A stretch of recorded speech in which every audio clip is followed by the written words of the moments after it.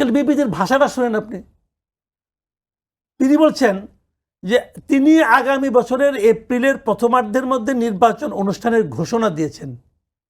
সব প্রস্তুতি সম্পন্ন করা গেলে, খেয়াল করেন আবার রিপিট করছি, সব প্রস্তুতি সম্পন্ন করা গেলে 2006 সালে রমজান শুরু হওয়ার আগের সপ্তাহেও নির্বাচন আয়োজন করা যেতে পারে।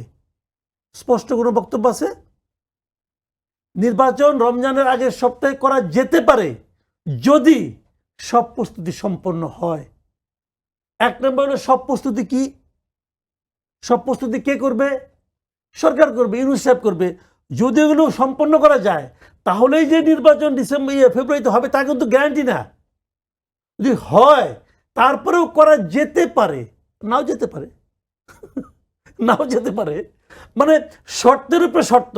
তারপরে কি বলছে আবার, যদি হয় সেটা, তারপরে বলছে সেক্ষেত্রে সেই সময়ের মধ্যে সংস্কার ও বিচার বিষয়ে পর্যাপ্ত অগ্রগতি অর্জন করা প্রয়োজন হবে। কে অগ্রগতি করবে? এটা সম্পন্ন করবে বিচার এবং সংস্কারের ক্ষেত্রে কে করবে? কার দায়িত্ব এটা? এটাও সরকারের দায়িত্ব। এইটাকে করা প্রয়োজন হবে। এই কাজটা আপনি যেটা শুরুতেই বলছিলেন, যেটা বার্গেনিং চিপ এপ্রিলে বলে, তিনি জানতেন এপ্রিলে বললে বিএনপি কিংবা অন্যান্য দলগুলো মানবে না, তিনি এটা আগিয়ে নিয়ে আসবেন, কিন্তু বার্গেনিং চিপ।